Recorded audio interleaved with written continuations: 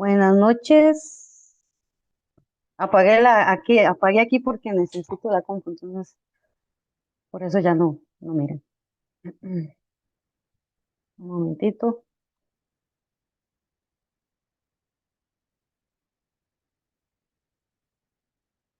Bueno, bendiciones para todos, a los que están allá detrás de camaritas y los que están acá. Bienvenidos a todos, es un placer tenerlos por acá y al pastor, por supuesto. Bueno, el tema del día de hoy, le pedía mucho al Señor sobre qué tema y me daba sobre un tema que ya hemos conversado tal vez bastante, trillado podríamos decir, pero era lo que el Señor me daba, y es sobre la obediencia y la desobediencia. Em, bueno, es un tema que dice Dios ejerce su autoridad e impone su voluntad porque ella es esencial en el universo. Es imposible que Él ejerza su señorío y que sea Él el rey y dueño de todo el universo si su voluntad no es puesta por obra. Jesús nos enseña a orar y hay una parte donde nos dice, venga tu reino. Esta frase dice, un reino es un lugar donde hay una autoridad soberana, ¿verdad? Hay una autoridad soberana. Venga tu reino, hágase tu voluntad como en el cielo, así también en la tierra. Esto lo podemos encontrar en Mateo 6:10. En el cielo se hace la voluntad de Dios y pretende que también acá en la tierra se haga la voluntad de Dios también. Hay la definición del diccionario, ¿verdad?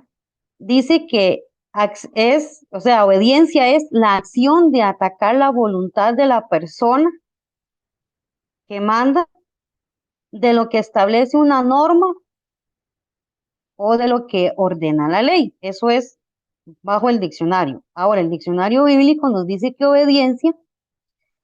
la obediencia a Dios dice que es considerada una virtud y se le define como atacar su voluntad, aceptar sus designios, someterse a su autoridad. Es por tanto una actitud que el ser humano debe de aprender o debemos de aprender. No viene de una manera innata, sino es algo que debemos desarrollar nosotros, la disciplina y la constancia de mantenernos en obediencia. Es la voluntad de Dios la que garantiza la paz y la prosperidad. Cuando Dios no está, la prosperidad es vana y trae maldición. Podemos ver el ejemplo de un hombre que, por ejemplo, ¿verdad? Que un hombre que anda con mujeres o al revés, ¿verdad? Eh, si, si permanece en eso, ¿verdad?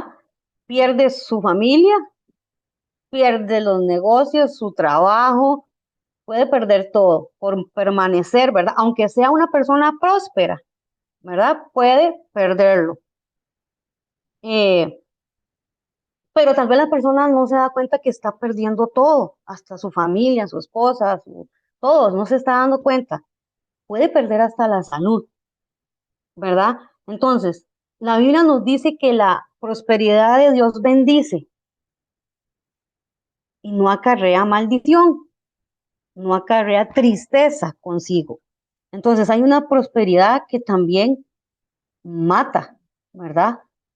Que no proviene de Dios, pero también gana prosperidad que nos bendice.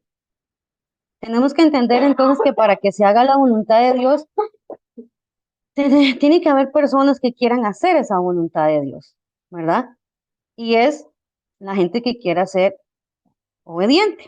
Y Dios quiere que seamos obedientes.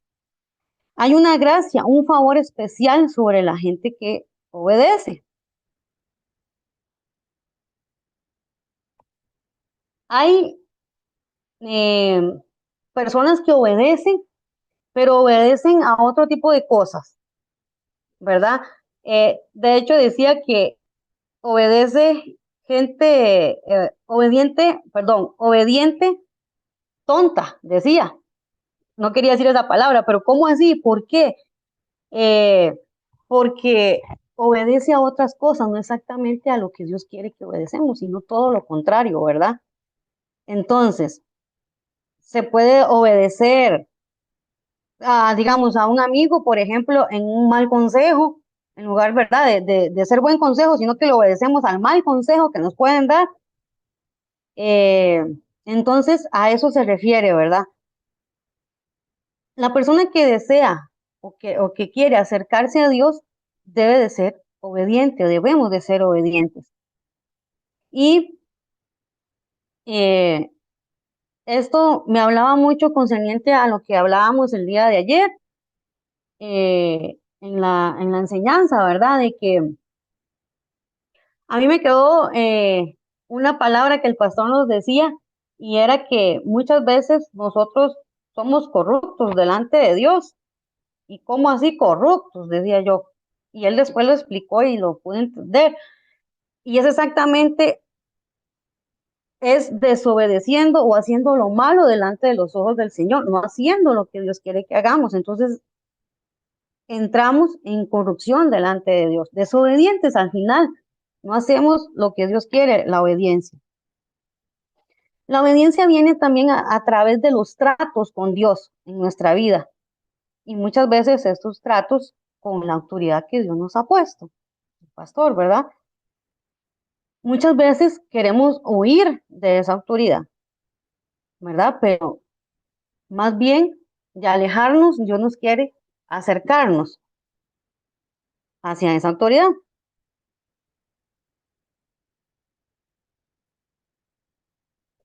También cuando nos dice, venga a nosotros tu reino, que se haga acá en la tierra como allá en el cielo, que seamos todos obedientes, es una condición esencial de la obediencia o el espíritu de obediencia y sujeto a nuestra autoridad.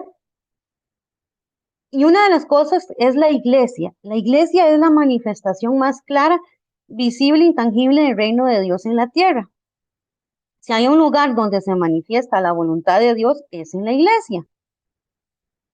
En el mundo la voluntad de Dios no se manifiesta porque hay rebeldía, es rebelde a Él. Dice la Biblia que la corriente del mundo es contraria a Dios y que cuando nosotros estamos en el mundo éramos desobedientes y habíamos heredado la desobediencia de nuestros padres. Habíamos o hemos aprendido de ellos a ser desobedientes, por lo tanto éramos enemigos de Dios y es lo que Dios quiere, que nosotros aún un día si desobedecemos le obedezcamos, ¿verdad? Para dejar de ser pues rebeldes, desobedientes. El Señor quiere darnos una dirección, quiere direccionarnos en cada una de las áreas de nuestra vida. Dios no hace nada sin propósito, ¿verdad? Él tiene un plan en su corazón para con cada uno de nosotros. Él tiene un plan y es posible que pueda cumplir sus planes, pero si muchas veces nosotros ya tenemos nuestros planes o hacemos nosotros nuestros planes, ¿verdad? ¿Será que entonces Él pueda cumplir sus planes en nosotros si ya nosotros decidimos tener o hacer algo? No. El tema de la obediencia eh, dice que trae mucho dolor a los hombres porque desde Adán y Eva pecaron, se convirtieron en personas desobedientes. La desobediencia fue el primer pecado que existió en el mundo. Adán y Eva desobedecieron, así que la desobediencia no es así como un pecado cualquiera. Hay que tener cuidado con esto porque es grave, porque por ella ha entrado en el corazón del hombre todo aquello que Dios no quería que entrara en el planeta Tierra a través de lo que es la desobediencia. Cuando entró la desobediencia en el corazón del hombre, Dios tuvo que echar, ¿verdad?, a Adán y a Eva del Edén, un lugar que él había establecido como un lugar de paz y de bendición. Asimismo, la tierra sería maldita por causa del pecado y produciría espinos, cardos, ¿verdad? Y esto me causó mucho interés, digamos, no lo había visto de este punto, no lo había leído, que nos dice, podemos ver cómo crecen los cardos, ¿verdad? No necesita sembrar semillas de cardo, porque se multiplican solo, como quien dice la mala hierba. Si es que uno viene a lo de hierba y se vuelve otra vez, ¿verdad? A multiplicar y, ¿verdad? Crece solo. Entonces, pero si queremos un tomate, tenemos que sembrarlo, ¿verdad? Tenemos que conseguir la semilla, ¿verdad? Sembrarlos, debemos de cuidarlo, de fertilizarlo. Entonces, los cardos no necesitan nada de eso, crecen por la desobediencia. Dios dijo que la tierra sería maldita.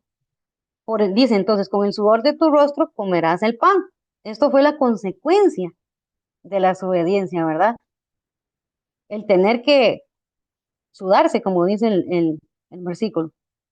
Así que Dios se ha empeñado en establecer su reino aquí en esta tierra y para ello dice debe doblegar nuestra voluntad, porque muchas veces no queremos hacerlo y muchas veces somos hasta soberbios en este sentido porque no lo queremos hacer. Las personas, dice, tiene que llegar a un punto de quebranto, de negarse a sí mismos para decirle al Señor sí, decir, no puedo contigo, Señor, tú eres más que yo. Vamos a hacer los cambios que cada uno debamos de hacer, ¿verdad? Para poder así obedecer a lo que el Señor quiere. Hablamos mucho de siervo, siervo de Dios, pero muchas veces no entendemos qué significa realmente la palabra. Y esto decía que si estuviésemos en la época de los romanos, de los griegos, de los asirios, entenderíamos más este significado de esa palabra. Pero como estamos, decía, en democracia, en ella no existe la palabra siervo. ¿En qué sentido? Me hacía gracia esta parte y por eso la agregué, porque en la democracia dice el soberano no es Dios, sino el pueblo. En la democracia tú eres el Estado, tú eres el que gobierna, pues con su voto decide quién va a gobernar, hablando terrenalmente. El hombre es el que decide, no Dios, pero en el reino de los cielos Dios es la autoridad y por lo tanto Él es el que decide todo, ¿verdad? En la obediencia hay bendición. No puede haber prosperidad, no puede haber buen ánimo, no puede llevar adelante algo sin, digamos, sin la obediencia que Dios quiere que tengamos en cada una de las cosas. La obediencia hace lo que quiere, no, perdón, el desobediente hace lo que quiere o lo que le parezca e ignora la autoridad y la voluntad de Dios. En el mejor de los casos podemos decir, es que no sabía, muchas veces nos excusamos, ¿verdad? Y nos quedamos tranquilos creyendo porque no sabía, no hemos pecado, tenemos que tener cuidado, ¿verdad? Porque dice, quien no hace la voluntad de Dios por ignorancia está pecando contra Dios y por lo tanto se constituye enemigo de Dios. Debemos de conocer la voluntad de Dios y para que tú aprendas autoridad, Dios pone autoridades, ¿verdad?, sobre nosotros, como es los pastores, ¿verdad? Son nuestra autoridad y por lo tanto, y a ellos los pone a constituir, digamos, una iglesia en el cual decía más atrás, ¿verdad?, que dentro de la iglesia Él nos pone y nos enseña la obediencia, porque no traemos esto de la obediencia, somos desobedientes, sino que entonces Él nos enseña y nos insta a ser constantes en lo que es el ser obedientes.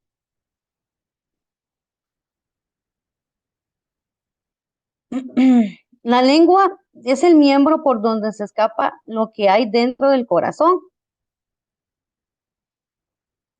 Dice la Biblia que no hay autoridad si no es de parte de Dios y las que han sido puestas por Él fueron establecidas.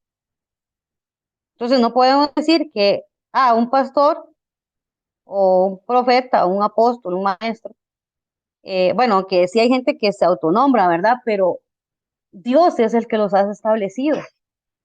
porque el pastor quiso ser pastor, entonces él, yo voy a ser pastor y ya. No, fue Dios igualmente a cada uno de nosotros en cada uno de nuestros llamado ministerio. No podemos resistir a la autoridad, a lo establecido por Dios. En Romanos 13, 1 y 2 dice, no, yo obedezco a Dios, nadie me va a estar diciendo lo que yo tengo que hacer. Por ejemplo, cuando hemos escuchado decir, no, es que Jehová es mi pastor, a mí nadie me tiene que decir nada, por ejemplo, ¿verdad? Entonces, como Jehová es mi pastor, entonces no acepto lo que pueda venir de parte del pastor que Dios ha puesto delante de mí. O sea, nos creemos que solamente es de parte de Dios que vienen las cosas y lo que me puedan decir aquí, o verdad, el pastor o la pastora, no, eso no es así.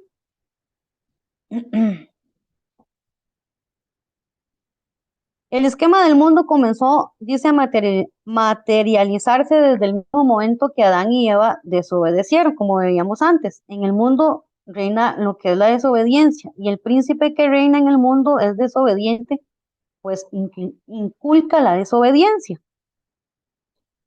Entonces, en el ámbito natural para aprender obediencia es la iglesia. Lo que les decía, hay gente que dice, pastor, yo no fui a la iglesia, pero no estoy mal con Dios. Solo estoy mal con la iglesia, pero no estoy mal con Dios. No, es que yo tengo una intimidad con Dios. De hecho, tengo una persona muy cercana que me dice eso y que no va a la iglesia. Mm, yo le digo, no sé, es mi punto de vista. Tenemos que tener cuidado, porque si nos vamos a las escrituras, nos manda a congregarnos para recibir alimento espiritual, ¿verdad? Entonces no podemos decir que como entonces yo no fui a la iglesia, o sea, como no voy, no estoy mal. No, sí estoy mal, realmente. No estoy recibiendo más alimento. Y no solamente eso, dice, solamente estás mal con la novia de Jesús, que es la iglesia, ¿verdad? ¿Podrá llevarse bien conmigo alguien que rechaza a mi esposa? Hablando Jesús. Nos guste o no nos guste, la iglesia es la novia de Jesús. Es el ámbito natural donde el Señor pone a sus miembros bajo autoridad, donde los ciudadanos del reino de los cielos comenzamos a aprender lo que es la obediencia, lo que les decía antes.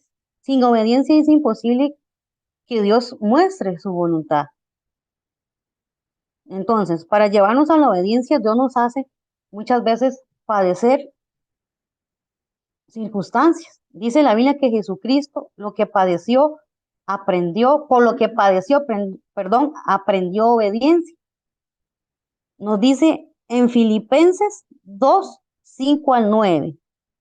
Dice, haya pues en vosotros este sentir que hubo también en Cristo Jesús, el cual, siendo en forma de Dios, no estimó el ser igual a Dios como cosa que aferrarse, sino que se despojó a sí mismo, tomando forma de siervo, hecho semejante a los hombres, y estando en la condición de hombre, se humilló a sí mismo, haciéndose obediente hasta la muerte y muerte de cruz. Por lo cual Dios también le exaltó hasta lo sumo y le dio un nombre que es sobre todo nombre, para que el nombre de Jesús se doble toda rodilla de los que están en los cielos y en la tierra y debajo de la tierra. Si aún Jesucristo dice, aprendió obediencia, Jesucristo, imagínense cuánto aún más nosotros. Dice, Dios lo exaltó por su obediencia. Lo más, lo que más honró al Padre fue la obediencia de Jesús. Entonces, este tema de la obediencia y la desobediencia es fundamental, es importantísimo en cada uno de nosotros. La Biblia es un libro que trata de la autoridad de Dios sobre el universo y nos enseña que el Señor es dueño de todas las cosas, ¿verdad? Y que juzgará a los desobedientes. Un pecado es algo que uno hace en contra de la voluntad de Dios. Si hacemos algo en contra de su voluntad, entonces lo estoy desobedeciendo. Pecado es ir en una dirección distinta a la que Dios quiere. Y todo pecado es desobediencia. o rechazo a la autoridad, resistir a la voluntad de Dios. Entonces, por lo tanto, debemos llegar al punto de desear que Dios trate en nuestras vidas y que aprendamos esa obediencia y que podamos tener esa dirección como la tuvo Jesús. Aprender esa obediencia y ser constantes en eso.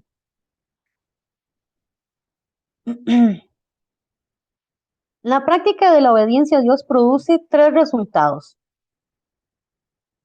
privilegios, responsabilidades y cambios. Hay un cambio en la vida de José, de José, el papá de Jesús, que experimentó producto de su obediencia a Dios. Cambios que siempre son para bien, aunque a veces pareciera que no, pero cambios que son para bien. Vemos aquí, en primer lugar, cambios de lugar. Al aceptar a María como su esposa y criar a Jesús como su hijo, ¿verdad? José se vio obligado a moverse de un lugar a otro en varias ocasiones. Primero fue a Jerusalén, después dice que ahí empadronó a su familia. Segundo, una vez nacido el niño Jesús, dice que debió escapar hacia Egipto para evitar la muerte de Jesús. Y tercero, debió regresar a Galilea. Eso nos deja como lección que la obediencia a Dios implica dejarnos controlar por Él, sabiendo que nuestras vidas estarán mejor en las manos de Él. La obediencia a Dios resulta en un inevitable mover espiritual a otro superior, o sea, mover a ir en más grado, ¿verdad? Así como José se movió de una ciudad a otra, así Dios quiere movernos de una condición espiritual pasiva a una condición espiritual activa. Y por eso el Señor, por ejemplo, en mi caso, también hablando de movernos, me manda a moverme, ¿verdad? Punto número 2, cambios, dice, en compromisos. Cuando José contrajo matrimonio y luego nació Jesús, algunas responsabilidades se sumaron a su vida al aceptar eso. Entre las más importantes encontramos una en particular: criar a Jesús como si fuera su hijo y hacer de él un hombre de bien para la sociedad. Los judíos antiguos creían que el que no enseñaba a su hijo un oficio, entonces si no le enseñaba un oficio, le enseñaba a robar. Eso era una costumbre. Si no le enseñaba a su hijo un oficio, entonces dice que le enseñaba a robar. Entonces así José enseñó a Jesús en el oficio de la carpintería. Pero la preparación más importante de José hacia Jesús fue la espiritual. Él, como buen padre judío, instruyó a su hijo en las sagradas escrituras y lo llevó a la sinagoga a estudiar. Eso lo vemos en Lucas 4:6. Entonces, ¿qué nos deja esto como lección? Que la obediencia a Dios nos llevará también a asumir compromisos cada vez más importantes y trascendentes para la grandeza del reino. También asumamos el compromiso de mejorarnos nosotros, ¿verdad? Muchas en pensamientos, en cambiar palabras, en cambiar actitudes, también el compromiso de hacer cambios en nosotros. Y por último, el cambio de la mentalidad. José no podría haberse movido de ciudad y mucho menos haber asumido compromisos que no le correspondían si su mente no hubiera sufrido algún tipo de cambio, ¿verdad? Entonces, para nosotros poder cambiar y realmente obedecer a lo que el Señor quiere, tenemos que cambiar nuestra mentalidad, cambiar, ¿verdad? De no seguir desobedeciendo a lo que Dios quiere. Por tanto, podemos afirmar que Dios hizo que los pensamientos de José cambiaran. Fue el Señor quien produjo en el interior de este hombre, ¿verdad? Ese clic en él que todos necesitamos a la hora de avanzar hacia una vida mejor. Solo nuestro Señor Jesucristo, ¿verdad? Hacia una transformación que cambie nuestra mentalidad, que cambie, como dice el pastor, siempre quitarnos ese chip, ¿verdad? Y ponernos el que debemos de ponernos, el del Señor. Eh, y por último, dice en Romanos 12:2, dice: no os conforméis a este siglo, sino transformados por medio de la renovación de vuestro entendimiento, para que comprobáis cuál sea la voluntad de Dios, agradable y perfecta, ¿verdad?